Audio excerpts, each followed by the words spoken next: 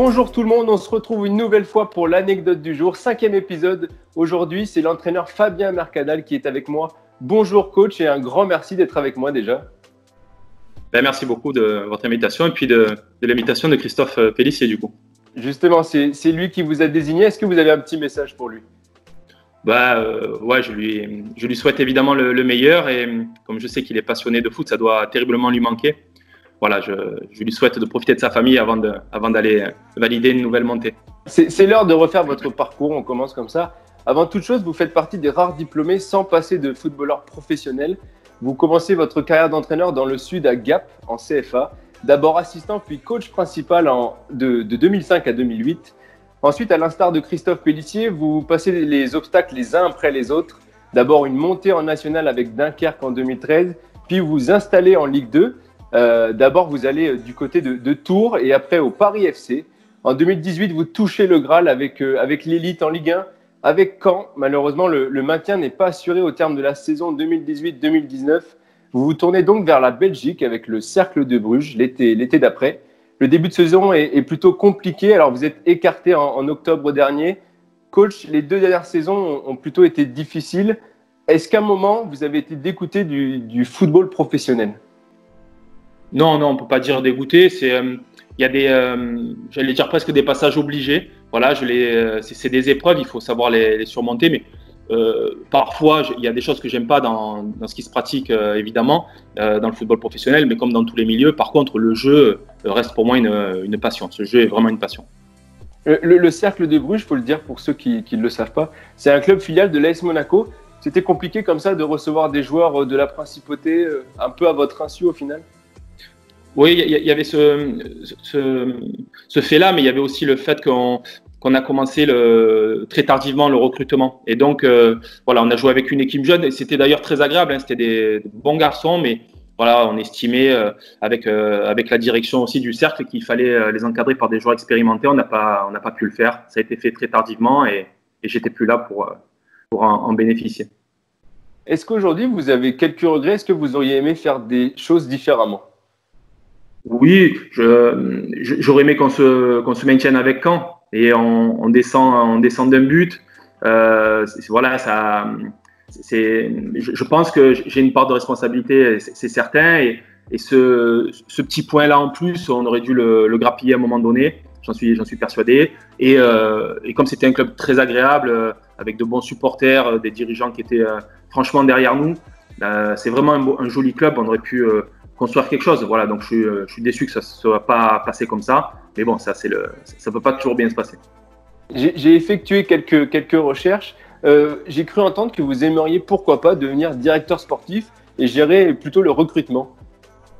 Non, vous savez, quand vous êtes dans la position dans laquelle je suis, ça vous permet de réfléchir, de voir les choses un peu différemment, de sortir un peu la tête du guidon. Voilà, c'est pourquoi pas quelque chose qui… Ouais, je trouve qu'il y a…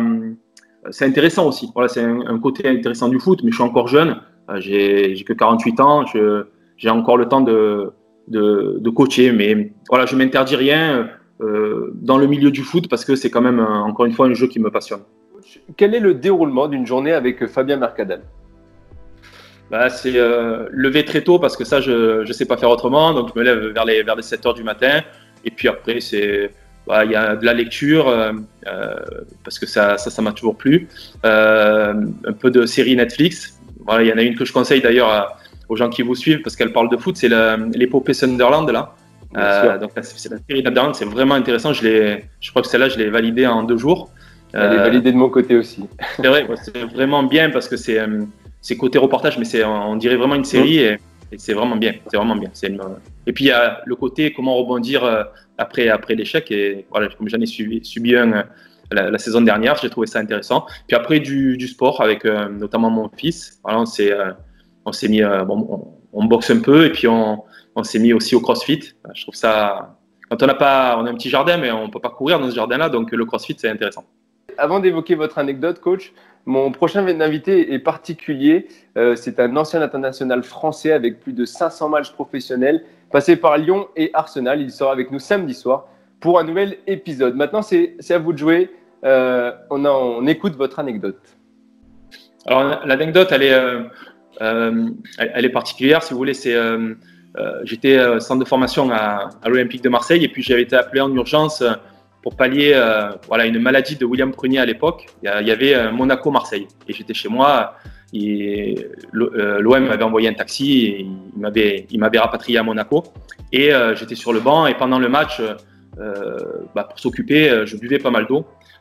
C'est un peu mon côté sans pression à l'époque et puis issu du milieu amateur parce que j'étais rentré tardivement à Marseille à l'âge de 19 ans et donc je buvais et puis à un moment donné quand on boit j'ai envie de pisser pour parler vulgairement mais c'était le cas. Sauf que c'est à ce moment-là que je me suis aperçu que le stade était plein surtout de Marseillais d'ailleurs, parce que des Monégasques, il n'y en avait pas énormément. Et donc j'ai demandé à Henri Stambouli, qui était adjoint à l'époque de Marc Bourrier, si je pouvais aller aux toilettes. Rapidement, parce que je me suis aperçu que je ne pouvais pas faire ça sur le bord du terrain, comme on peut le faire parfois en s'asseyant en amateur. Et il m'a donné l'autorisation, donc je suis parti le faire en courant.